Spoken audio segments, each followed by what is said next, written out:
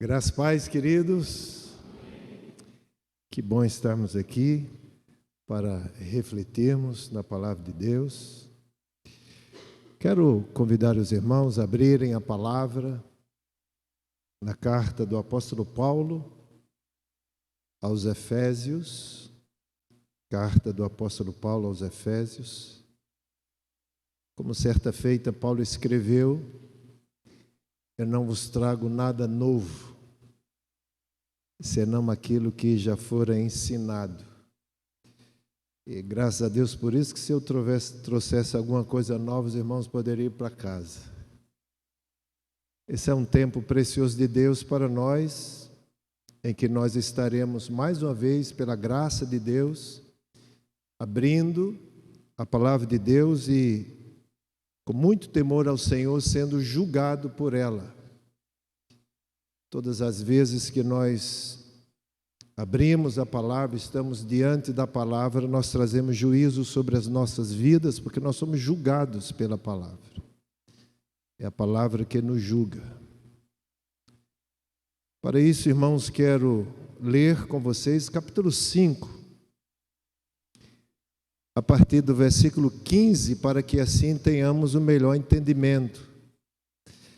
A maioria dos pregadores, das pessoas que fazem uso da palavra para trazer reflexões sobre família, sobre lar, usam com frequência esse texto.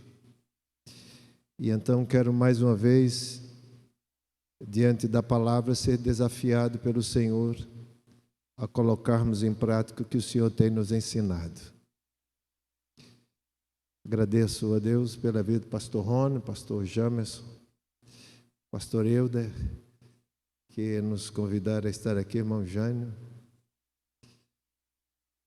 Eu não consigo, já é um pouco difícil nós entendermos a palavra e entender os versículos de 21 até 33, se antes nós lermos o contexto mais imediato dessa passagem, que no meu entendimento nós já podemos ler a partir do versículo 15. Então, capítulo 5 da carta de Paulo aos Efésios, capítulo 5, a partir do versículo 15. Portanto, tenham cuidado com a maneira com que vocês vivem, e vivam não como tolos, mas como sábios, aproveitando bem o tempo, porque os dias são maus. Porque os dias são maus, não sejam insensatos, mas procurem compreender qual é a vontade do Senhor. E não se embriaguem com vinho, pois isso leva à devassidão, mas deixem-se encher do Espírito, falando entre vocês com salmos, hinos e cânticos espirituais, cantando e louvando com o coração ao Senhor, dando sempre graças por tudo a nosso Deus e Pai, em nome de nosso Senhor Jesus Cristo, sujeitando-se uns aos outros no temor de Cristo, ou poderia entender considerando os outros superior a você. Esposas, cada uma de vocês se sujeitem a seu próprio marido, como ao Senhor. Porque o marido é o cabeça da esposa, como também Cristo é o cabeça da igreja, sendo Ele próprio o Salvador do corpo. Como, porém, a igreja está sujeita a Cristo, assim também a esposa se sujeite em tudo ao seu próprio marido.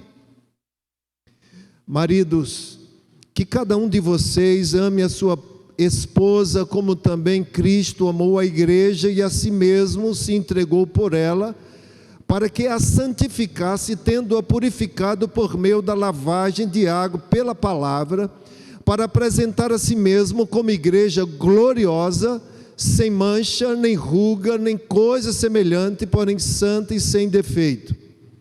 Assim também o marido deve amar a sua esposa como ama o próprio corpo. Quem ama a esposa ama a si mesmo. Porque ninguém jamais odiou o seu próprio corpo, ao contrário, o alimenta e cuida dele, como também Cristo faz com a igreja, porque somos membros do seu corpo. Eis porque o homem deixará o seu pai e a sua mãe e se unirá à sua mulher, tornando-se os dois uma só carne. Grande é esse mistério, mas eu me refiro a Cristo e à igreja. No entanto, também quanto a vocês, que cada um ame a própria esposa, como a si mesmo, e que o esposo respeite o seu marido. Filhos, obedeçam seus pais no Senhor, pois isto é justo. Honre o seu pai e a sua mãe, que é o primeiro mandamento com promessa, para que tudo corra bem com você e você tenha uma longa vida sobre a terra.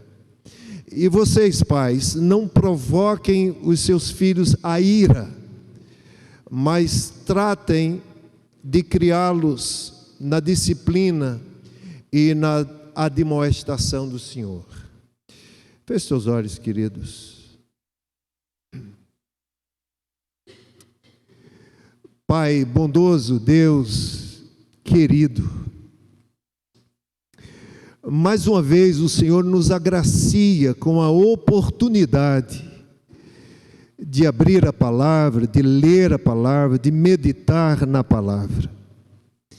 E temos a consciência de que todas as vezes que assim o fazemos, estamos diante do Senhor em juízo, porque a tua palavra nos julga. Deus de graça e de misericórdia, nos ajuda, ó Deus, não apenas com iluminação para o entendimento real da tua vontade pela palavra, mas também nos ajuda colocando-a em prática, porque nós não queremos, ó Deus, ser alvo da palavra do Senhor, quando diz que nós não devemos ser apenas ouvintes, mas operoso praticante da tua palavra. Não queremos ser apenas ouvinte. Nos ajuda a praticar a tua palavra, para que nós sejamos encontrados em santidade. É a nossa oração. Nós te pedimos, em nome de Jesus. Amém. Meus irmãos, eu ao longo dos anos fui aprendendo que nós não casamos para nós mesmos.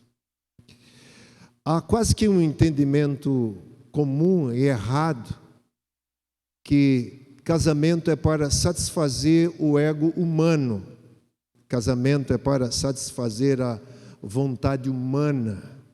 Muitas pessoas pensam assim e, pensando dessa forma, fazem exigências com relação à esposa que quer para a sua vida. Nós tentamos ao máximo que nós podemos, quando nesse processo nós elencamos várias características que nós almejamos ver naquela que nós pretendemos ter como nossa auxiliadora, adjuntora, esposa. E esse pensamento nos leva a entender que nós casamos para nós mesmos. E não só naquilo que diz respeito à escolha da pessoa que nós queremos nos apaixonar, e nós entendemos que é uma opção humana, que é para satisfazer a nossa vontade, mas esse entendimento ele perpassa na relação, ele norteia a nossa relação, e nós sempre na relação nós pensamos em nós, e daí o resultado de tantos conflitos no relacionamento. Nós pensamos em nós, sempre pensamos em nós mesmos, sempre colocamos a nossa vida como prioridade. E aí vem as muitas discussões dos relacionamentos, vem as inquietações, vem os problemas dos mais diversos. E ao longo dos anos, desde que casei, eu fui aprendendo pela palavra que nós não casamos para nós mesmos. O homem não casa para ele casa para satisfazer a vontade de Deus. Porque se eu tivesse me casado para satisfazer a minha vontade, era a minha vontade que iria nortear a minha relação. Era a minha vontade que seria prioridade. Se eu tivesse me casado para satisfazer a minha vontade, a minha esposa teria que se sujeitar plenamente à minha vontade. E ela teria que fazer sem questionamento aquilo que o meu coração deseja e não o que Deus quer. E quando nós examinamos as Escrituras, nós percebemos que Deus não apenas instituiu a família, mas determinou as normas, as regras que devem nortear a família. Porque se nós vivermos em ambiente familiar que não seja favorável, corresponda à vontade de Deus, nós não estamos adorando a Deus com nossa vida conjugal, nem com nossa família. Portanto, irmãos, nós precisamos entender, se quisermos viver bem em vida conjugal, em ambiente familiar, em vida relacional, que nós não casamos para nós mesmos. O apóstolo Paulo escrevendo, e os irmãos já sabem tão bem que Paulo escreveu essa carta enquanto preso ali, provavelmente em Éfeso. Há discussões entre os teóricos se teria sido em Éfeso ou em Roma, e ao que parece, Paulo escreveu de fato essa carta em Roma. E os irmãos sabem, têm sido muito bem instruídos, que o pensamento, a teologia paulina, Paulo sempre quando ele escreve, ele quase que sempre ele divide o seu escrito em duas partes. Ele apresenta uma tese teológica, ele apresenta de maneira muito convincente, muito fundamentada nas Escrituras, o que de fato nós somos em Cristo, esse projeto salvífico de Deus em Cristo Jesus. Ele mostra de fato que se dá uma nova vida em Cristo, o que é ser uma nova vida em Cristo, você morrer para você e você viver para Cristo. Ele traz esse arcabouço de como isso acontece no pensar teológico, e em seguida ele já parte para uma lição prática.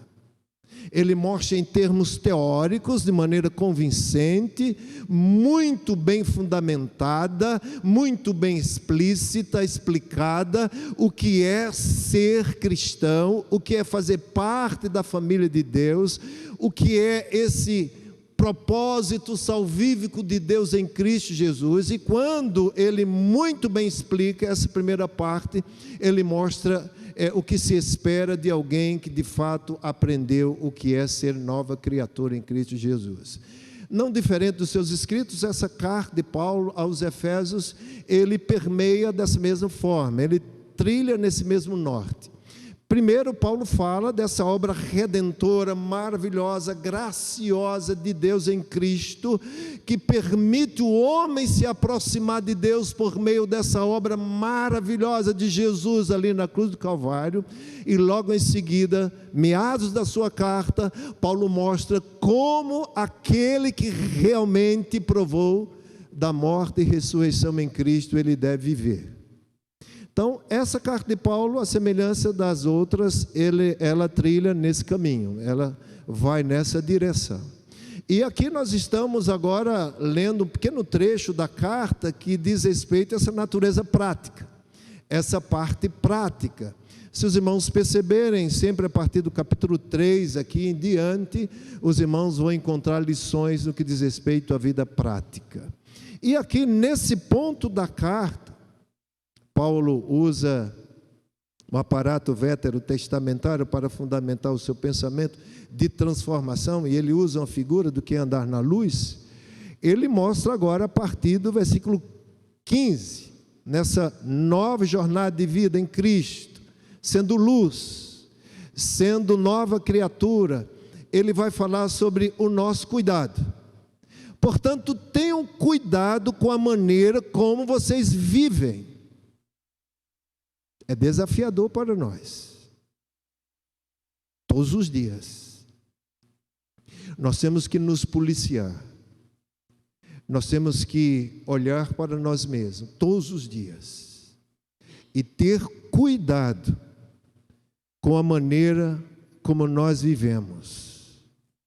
Porque se nós não vivemos em conformidade com a nova vida em Cristo Jesus, nós somos comparados a tolos, a insensatos, a nécios.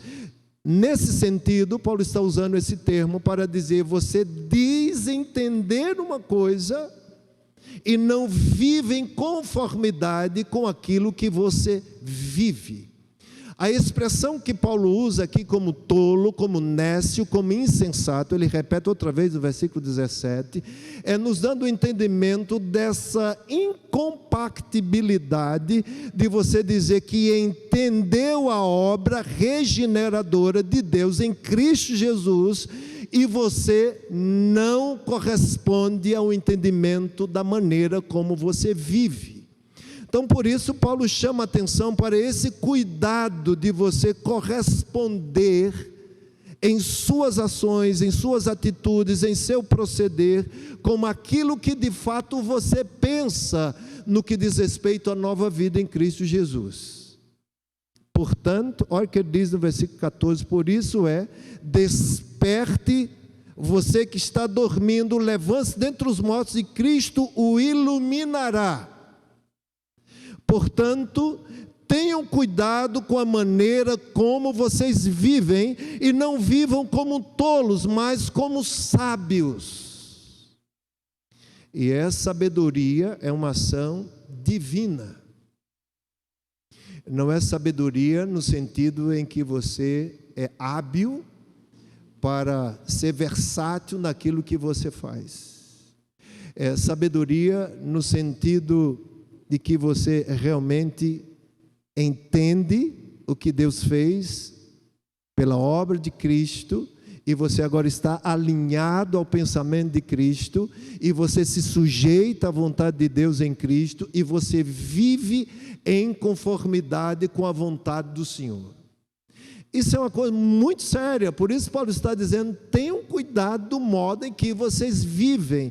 E Paulo sempre revezando, usando expressões diversas. Ele, por exemplo, em outro momento vai dizer: buscai as coisas lá do alto, pensai nas coisas lá do alto, que você tenha a sua mente renovada em Cristo. Por exemplo, ele escrevendo aos Romanos, capítulo 12, um texto bastante conhecido de todos, ele vai dizer assim: rogo-vos, pois, irmãos, pelas misericórdias de Deus. Ou seja, ele está dizendo, irmãos, até ali ele vai dizendo o que Deus fez em Cristo. Ele agora está dizendo: olha, responda às misericórdias do Senhor. Deus foi misericordioso com você.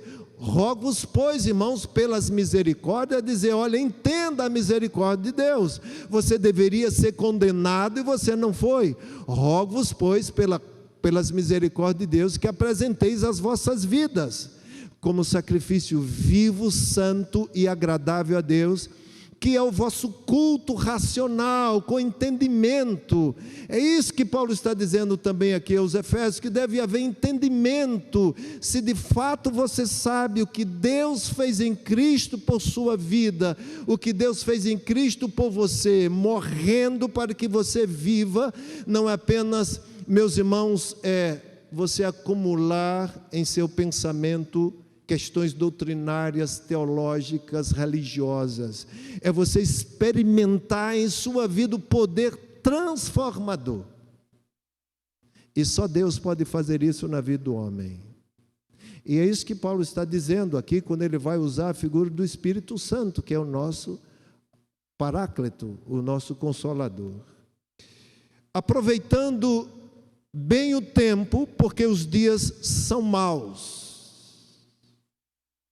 Para onde nós olhamos, nós vemos cenas, comportamentos, palavras, ações, atitudes que denunciam maldade, contrário, tudo à vontade de Deus. E se nós não vigiarmos, como é a palavra operacional de Paulo, se nós não vigiarmos, nós vamos tomar essa forma. Paulo sempre tinha esse entendimento. E ainda escrevendo aos Romanos, ele diz: rogo-vos, pois, irmãos, que apresenteis as vossas vidas em sacrifício vivo, santo e agradável a Deus, que é o vosso culto racional. Não vos conformeis com este mundo, não tomeis a forma desse sistema diabólico, mas transformai-vos, que a vida de vocês sejam percebidas, achadas em transformação, mas transformai-vos pela renovação da vossa mente, para que experimenteis qual seja a boa, agradável e perfeita vontade de Deus. Se nós pensarmos como o mundo pensa, não haverá transformação em nossas vidas. Não haverá, irmãos. E isso entra de maneira muito sutil. Às vezes nós estamos assistindo empolgado algo na televisão que venha nos um entretenimento, e aquilo às vezes vai entrando sorrateiramente. Às vezes nós estamos convivendo com pessoas no trabalho, elas não temem a Deus, são ímpios, e tanto vendo eles fazendo determinadas coisas, nós vamos nos acostumando, e nós vamos pensando que isso também é normal para nós. Renova a mente com as Escrituras, transformando a vida pela renovação da mente. Muita gente quer que Deus transforme a vida e ora com sinceridade: Senhor, transforma a minha vida, quero ser mais santo, mais piedoso, estar mais perto do Senhor. Mas não renova a mente, pensa as mesmas coisas. Uma vez eu vi uma irmã num ato de discussão, perdeu o equilíbrio, falou grosseiramente com outra pessoa, maltratou a outra pessoa em palavras, e eu estava olhando, e de repente a pessoa se voltou para mim e disse: eu sou assim mesmo, isso é a minha personalidade, eu sou assim mesmo, essa é a minha personalidade. A nossa personalidade, ela foi cravada lá na cruz. Os que de fato nasceram em Cristo, foi cravada lá na cruz. E o Senhor Deus nos deu o Espírito Santo, com poder, para dia após dia, nos aperfeiçoar a imagem de Jesus. E as pessoas, ao olharem para nós, perceberem Jesus em nossas vidas. Meus irmãos, Paulo diz: aproveite bem um tempo, porque os dias são maus.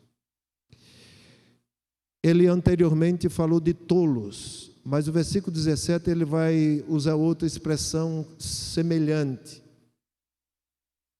Por essa razão, porque os dias são maus, não sejam insensatos. Antes ele disse: vigiai, veja do modo em que vocês vivem. Ele agora está dizendo a mesma coisa em outra palavra, em outro sentido, mesmo sentido ou em outras palavras. Ele está dizendo aqui: não sejam insensatos, mas procurem compreender qual é a vontade do Senhor. Nosso desafio de vida, todos os dias, é compreender qual é a vontade do Senhor. Nós oramos para compreender a vontade de Deus. Nós lemos as Escrituras para compreender a vontade de Deus. Os irmãos estão aqui hoje à noite ouvindo a exposição da palavra para aprender a vontade de Deus, para conhecer a vontade de Deus. A nossa vida deve ser numa crescente no conhecimento da vontade de Deus. E só assim nós perceberemos mudança em nossas vidas, quando de fato nós conhecermos a vontade de Deus e nos sujeitar a ela. De repente, ao conhecer processualmente a vontade de Deus, nós nos deparamos com uma realidade dificílima. Porque fazer a vontade de Deus numa perspectiva eminentemente humana é impossível. Quando nós conhecemos a vontade de Deus e olhamos para nós mesmos, nós falamos, é impossível. Não conseguiremos. Alguns estudiosos afirmam que Paulo pula rapidamente, trazendo a figura e essa analogia da embriaguez, e o sentido que alguns entendem é que Paulo estivesse falando mais no sentido de alegria e ao mesmo tempo de sanidade. Ele vem falando de que nós não sejamos tolos, não sejamos insensatos, e que nós também sejamos sóbrios. Porque ele usa essa figura para mostrar que a embriaguez leva à falta de vigilância, de alerta. Uma pessoa embriagada, ela não sabe o que está fazendo. Ela não sabe o que está fazendo. E Paulo fala, ao mesmo tempo que diz compreender qual é a vontade de Deus, ele logo fala, e não se embriaguem com vinho, pois isso leva à devassidão, mas deixe-se encher do Espírito Santo. E ele nos traz lições maravilhosas, nos mostrando que o enchimento do Espírito do Senhor nos leva a um comportamento de adoração a Deus, de expressão de louvor a Deus, de gratidão a Deus. A nossa vida muda porque o nosso pensamento mudou primeiro. Nós conhecemos a vontade de Deus e é o Espírito Santo que nos impulsiona, que nos ajuda, que nos sustenta, que nos capacita a corresponder à vontade de Deus. De nós mesmos, irmãos, jamais. Eu comparo a vida daquele viciado que sabe o que é o certo. Se você perguntar a um alcoólatra,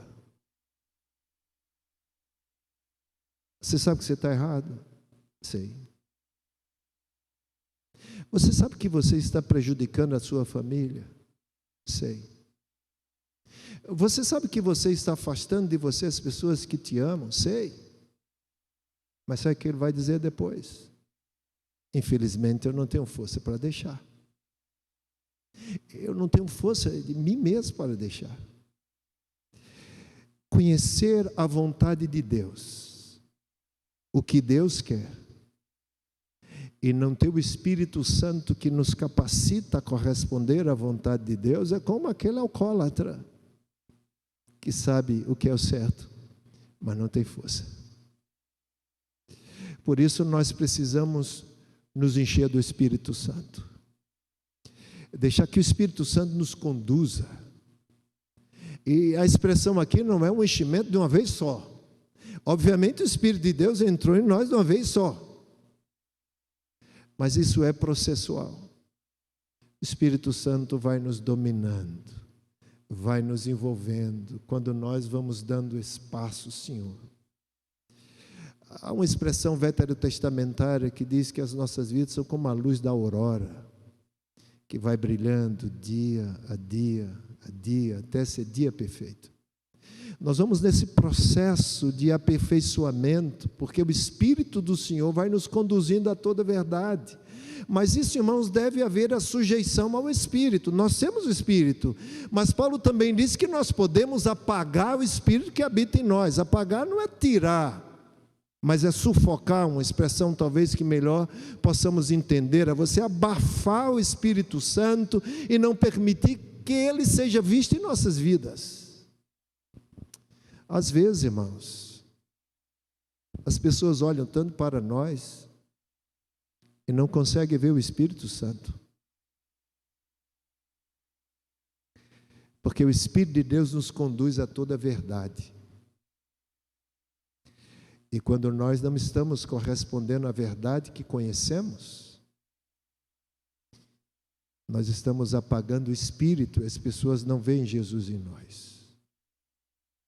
Deus sabe. Paulo disse: procure compreender qual é a vontade do Senhor. E automaticamente, Paulo diz: tem uma maneira de corresponder à vontade do Senhor,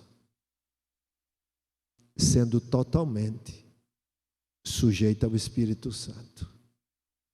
Só pelo Espírito Santo seremos capazes de corresponder à vontade de Deus. E quando estamos nesse estado de sujeição à vontade de Deus, pelo auxílio do Espírito Santo, o que sai da nossa boca? O que sai da nossa boca? Paulo vai mostrar o que sai da boca, como se dar as nossas relações. A vontade de Deus, ela nos leva a um direcionamento não apenas no que nós falamos, mas como nós agimos. E é isso que Paulo vai mostrar aqui, o que sai da nossa boca, porque o nosso coração está cheio disso. Mas como nós nos comportamos com as pessoas, e o primeiro lugar na esfera relacional de maior testemunho que Paulo apresenta é no âmbito familiar. É a nossa casa. Tem gente que é uma coisa lá fora, cortês, educado, sensível, trata as pessoas bem, mas em casa, terrível, é grosso, indelicado, impaciente. Quem encheu do Espírito Santo é só uma pessoa, seja dentro de casa ou fora de casa.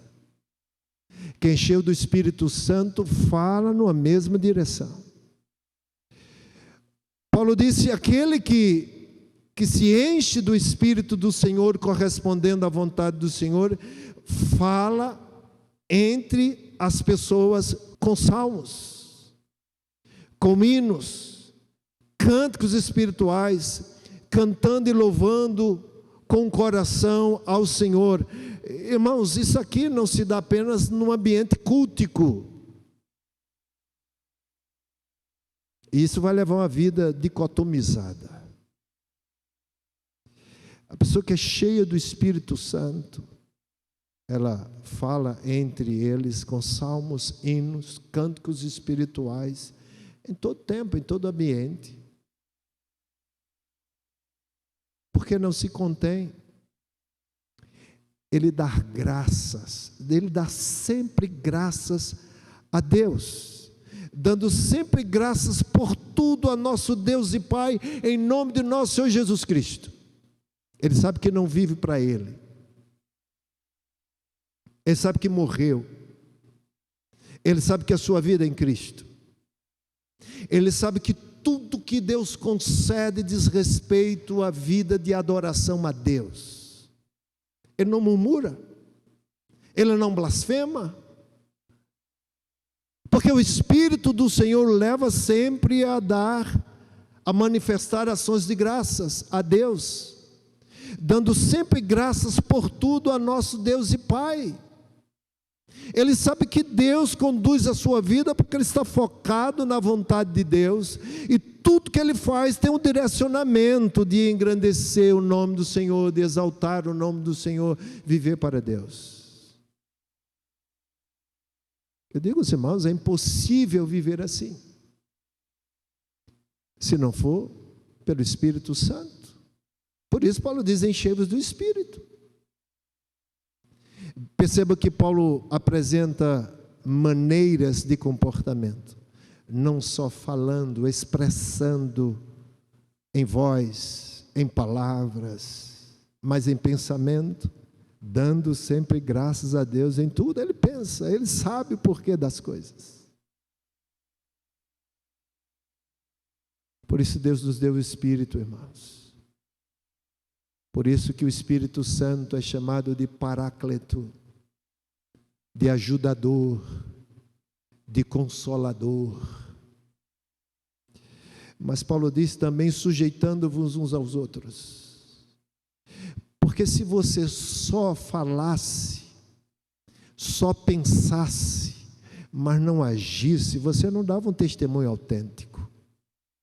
Você tem que falar, se expressar com o coração cheio do Espírito. Você tem que pensar na direção do Espírito, você tem que agir também na direção do Espírito. E no que Paulo coloca aqui, nessas esferas relacionais, para expressar uma vida inclinada à vontade de Deus, auxiliada pelo Espírito Santo, o entendimento que se tem é de sempre estar considerando os outros superior a si mesmo. Sabe por quê? Porque nós sempre seremos servos. Um coração cheio do Espírito Santo não é altivo. Um coração cheio do Espírito Santo não é soberbo. Um coração cheio do Espírito Santo não é egoísta. Um coração cheio do Espírito Santo sempre vai considerar os outros superiores a si mesmo. Então Paulo, veja que ao final ele diz, mas eu me refiro a Cristo e à igreja. Eu estou trazendo essa ilustração para vocês, mas o meu foco é Cristo e a igreja. Como nós temos que nos comportar sempre em sujeição ao Senhor, à vontade de Deus, como Espírito servil, como alguém que de fato serve. Aqui está, irmãos. Eu olho para a relação conjugal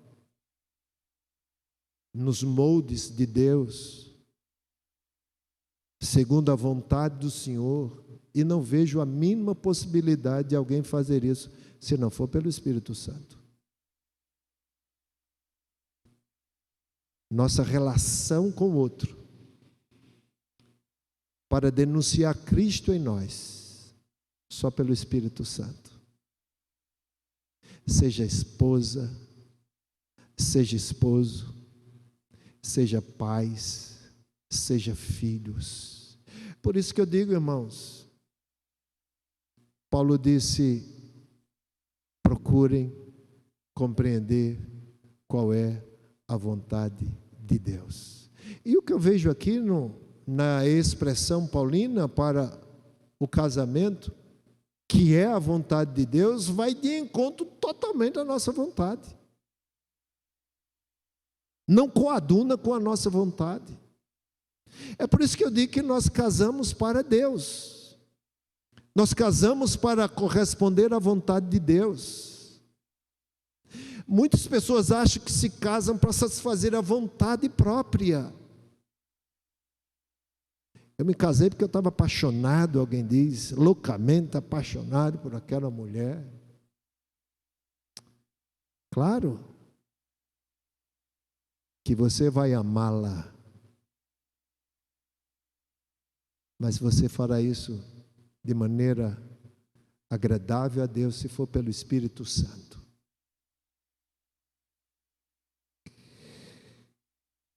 Como a proposta que Paulo apresenta de uma vida correspondente à vontade de Deus pelo Espírito Santo é uma vida de sujeição, ele começa com as mulheres, porque o homem é o cabeça, instituído por Deus, no ambiente familiar, na criação.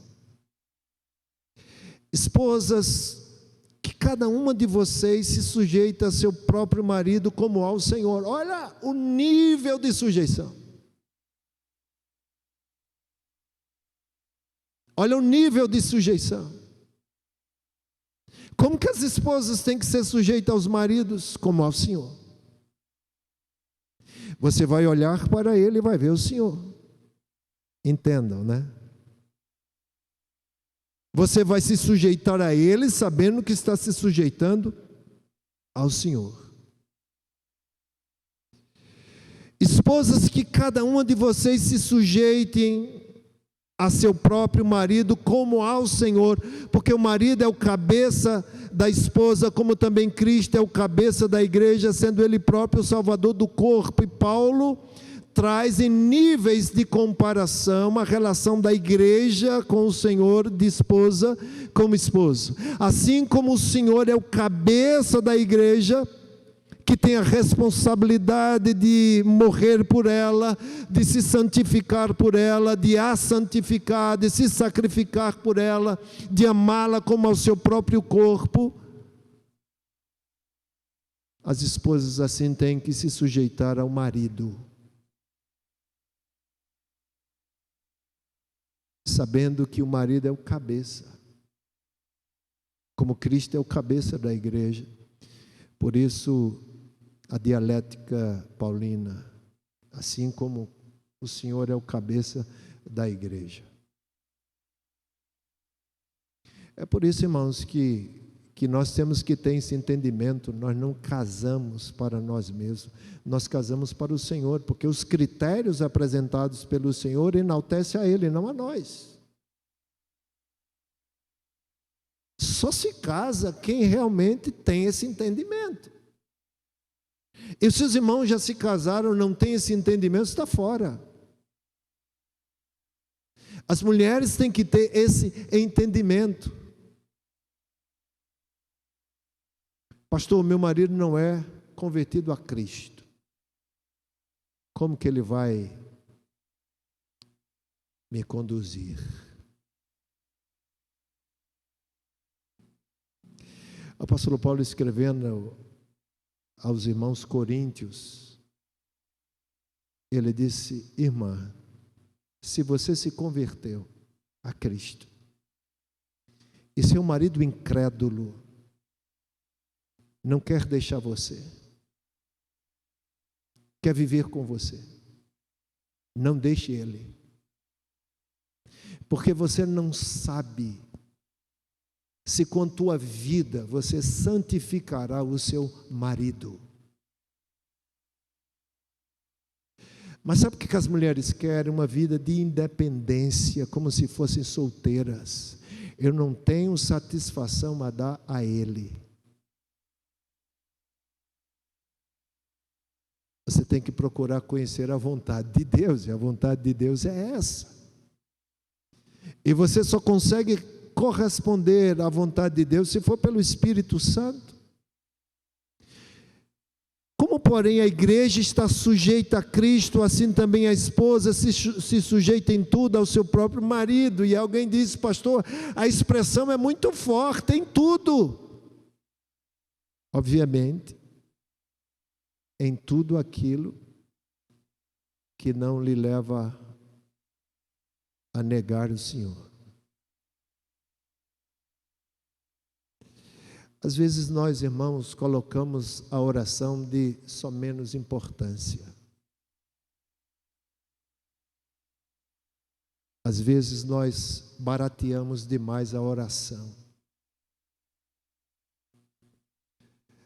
Quando a Bíblia diz que a oração do justo muito pode em seus efeitos, é verdade, irmãos. A oração tem poder na vida de um justo.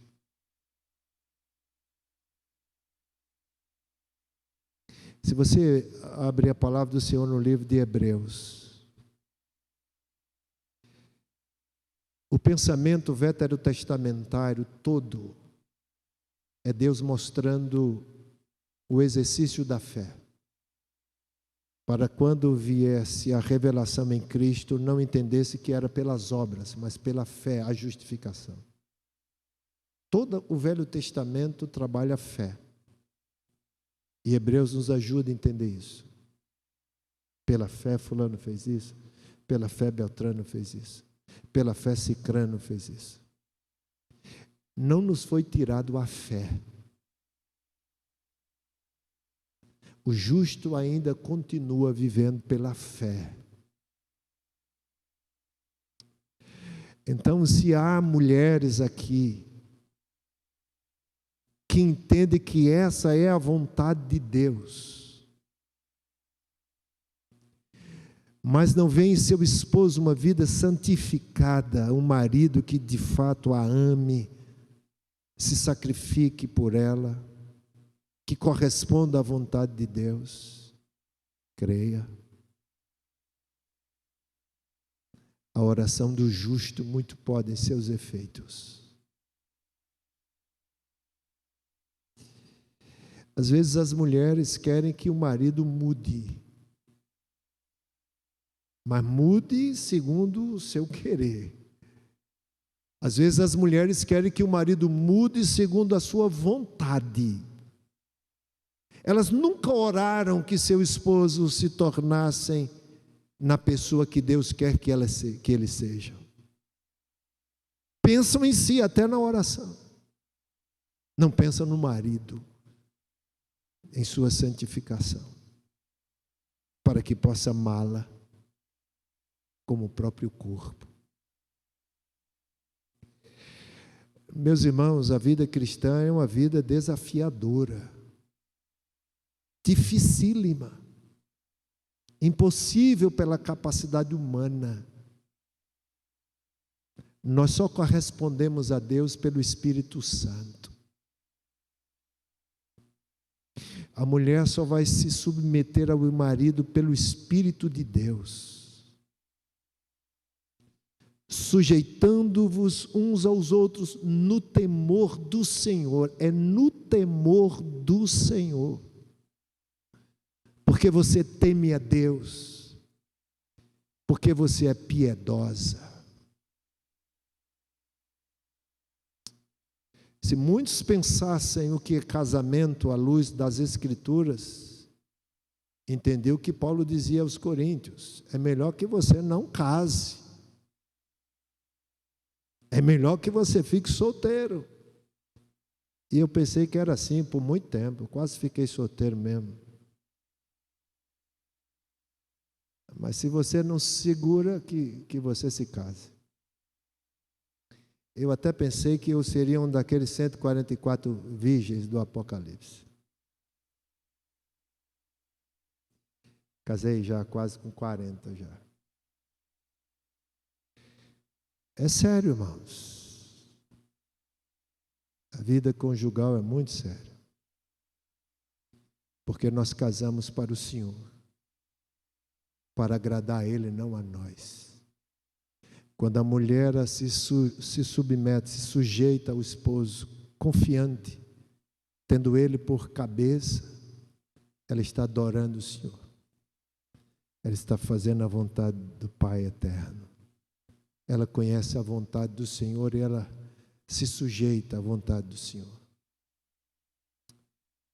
Os maridos, irmãos, que responsabilidade.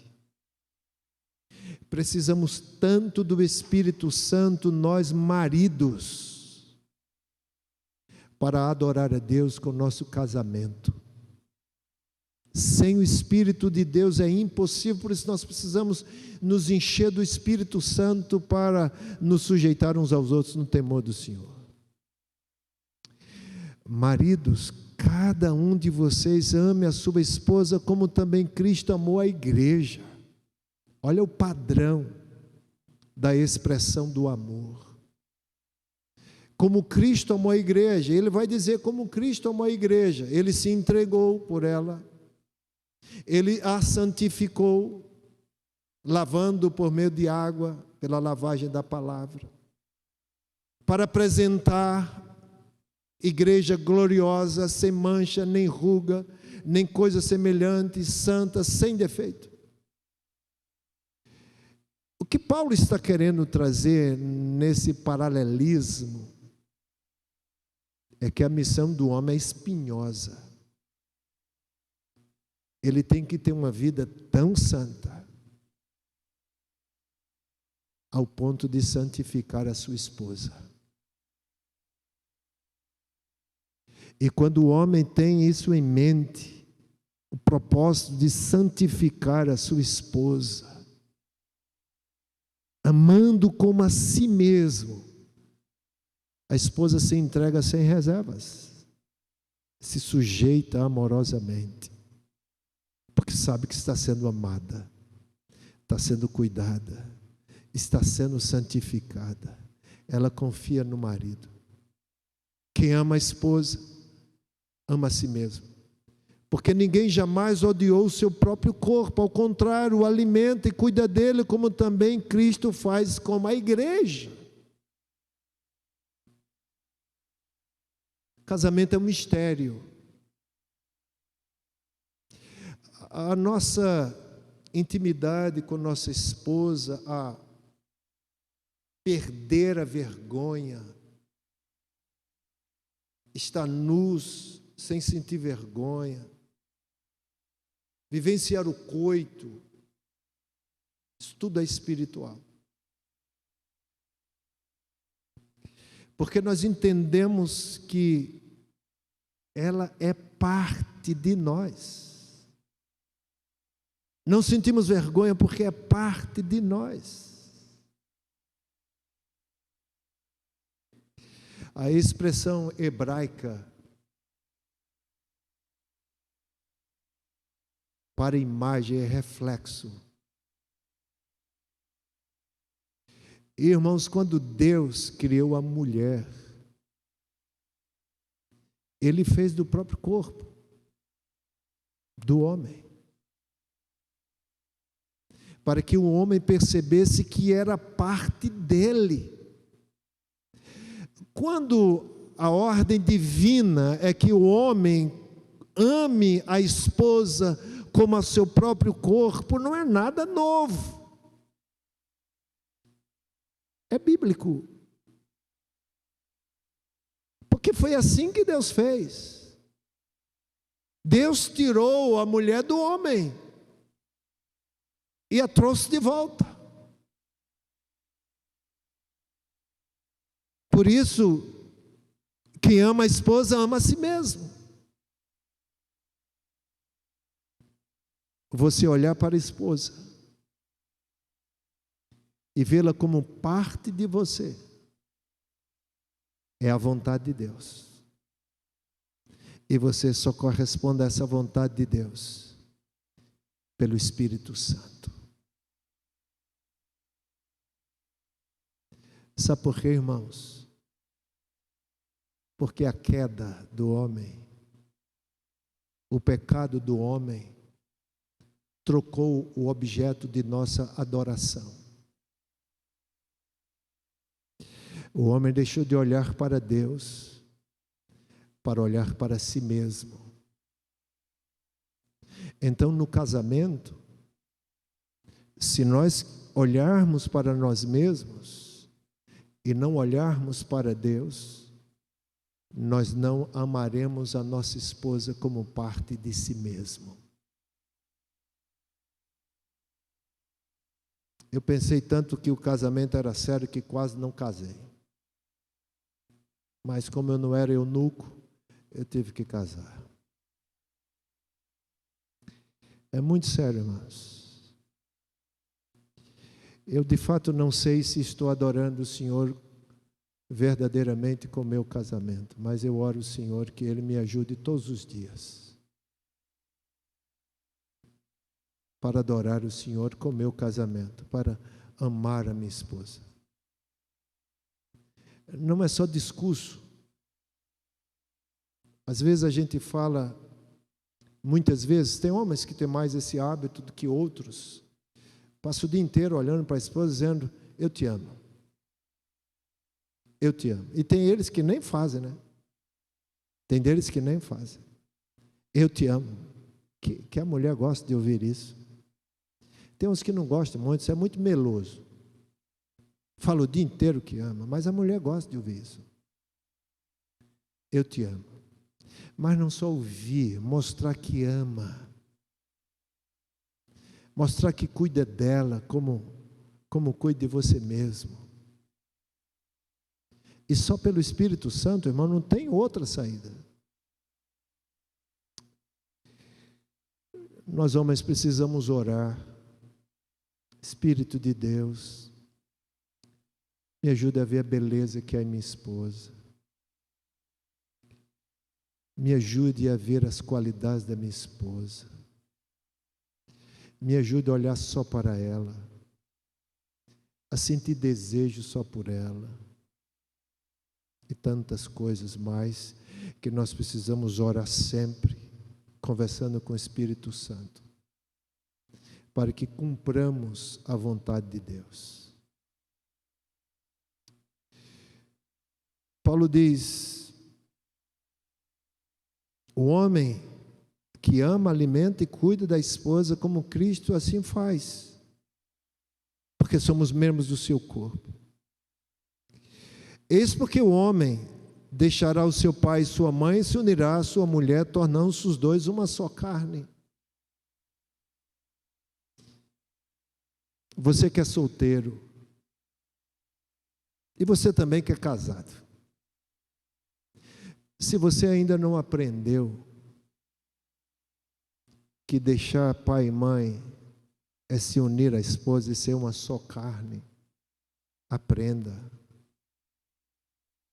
Paulo diz o que Jesus falou, o que se falou no passado, o que Moisés escreveu segundo a vontade de Deus. Deixa o homem pai e mãe e se une à sua mulher. Olha que Paulo usa aqui um conectivo.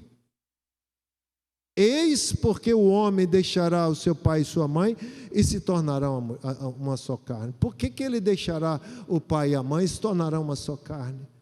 Porque passa a cuidar dela. Os pais cuidavam dele. Os pais cuidavam dele. Recentemente eu estava conversando com o pastor Euder. Ele é um amigo que eu tenho. E ele dizia: casei uma filha, daqui a pouquinho eu vou casar a outra.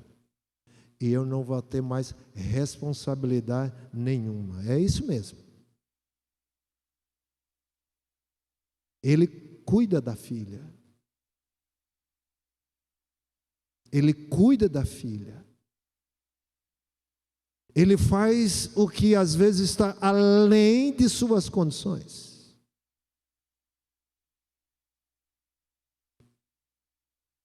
Eu tenho uma filhinha de 7 anos. Eu fico muito triste quando eu não posso atender uma vontade dela. Quando eu não posso cuidar dela como meu coração deseja. O pai faz de tudo pelo filho. E deixa de suprir uma vontade própria, de corresponder a uma vontade própria, para corresponder à vontade do filho. O homem tem semelhante responsabilidade com sua esposa. Eis porque deixará o homem pai e mãe, e se unirá à sua esposa, e serão os dois uma só carne. Ela só trocou o cuidado das pessoas. Era dos pais, agora passou para o esposo. Ela deve continuar sendo cuidada. E se você não pensa assim, não case, porque você não está casando para a glória de Deus. Essa é a vontade de Deus. E não tem quem faça isso se não for pelo Espírito Santo.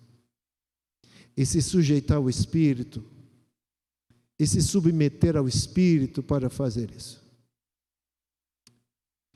E por fim, irmãos, enquanto filhos e pais, os pais cuidam dos filhos.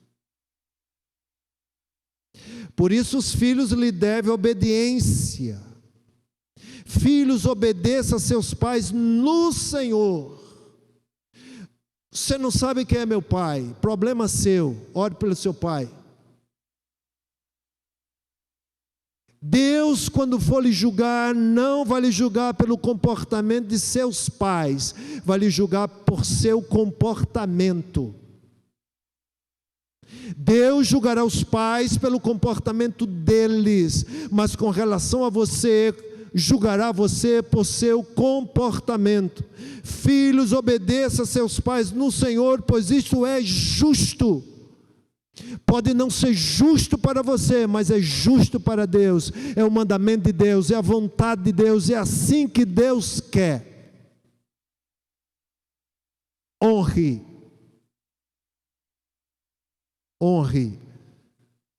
o seu pai e a sua mãe.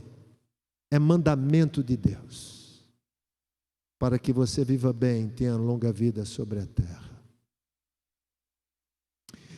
Os fariseus pegavam as ofertas, alguns deles pegavam a ajuda que era destinada aos pais,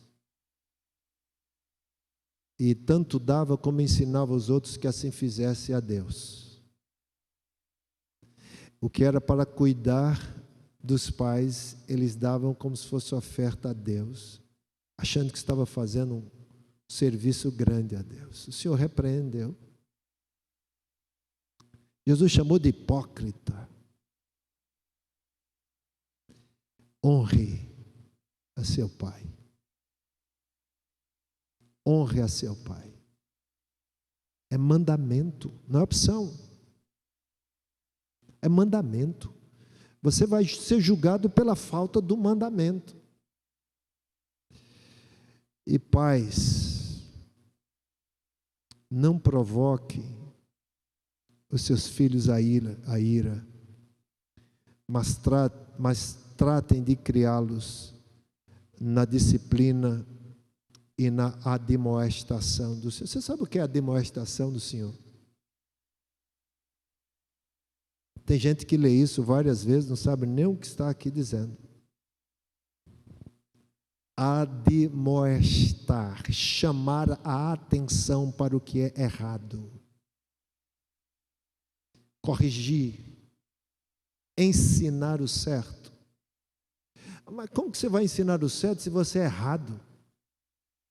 Como que você pode admoestar se você não tem uma vida exemplar? Cria na disciplina e na admoestação do Senhor, no ensino do Senhor, mostrando a verdade. Sobretudo sendo exemplo. Você chama a atenção do seu filho verbalmente, mas o seu exemplo é uma tragédia. Você não tem autoridade para admoestá-lo, para discipliná-lo. Chamar a atenção que ele está errado, você se colocando diante dele como errado. O que eu posso ver, irmãos, é que nós precisamos desesperadamente do enchimento do Espírito para corresponder à vontade de Deus. Falando com cânticos, hinos, salmos, louvando a Deus com o coração grato, Senhor, dando sempre a Deus graças por tudo, sujeitando-se uns aos outros no temor do Senhor, não expressando verdades em nossos lábios em gratidão a Deus apenas, pensando que tudo procede de Deus para o nosso aperfeiçoamento, mas vivendo, sendo denunciado em nossas relações pessoais. Paulo não apenas falou no âmbito familiar, esposa, esposo, filhos, filhas, mas também falou na esfera de trabalho. Patrão, servo, como nós temos que nos comportar sujeitos à vontade de Deus. Que Deus nos ajude, irmãos. Que o Senhor derrame da sua graça. Nós temos um desafio enorme que é a santificação, e isso só se dará pelo Espírito Santo. Jesus disse: vocês receberão poder quando o Espírito do Senhor descer sobre vocês. para vocês serem as minhas testemunhas, tanto em Jerusalém, como em toda a Judéia, Samaria, até os confins da terra. E essa palavra não foi apenas para aquele grupo, aqueles irmãos no primeiro século. É teológico para todos aqueles que se achegam ao Senhor. Deus abençoe. Muito obrigado por estar aqui hoje à noite. Agradeço ao pastor Rony, em nome de toda a igreja.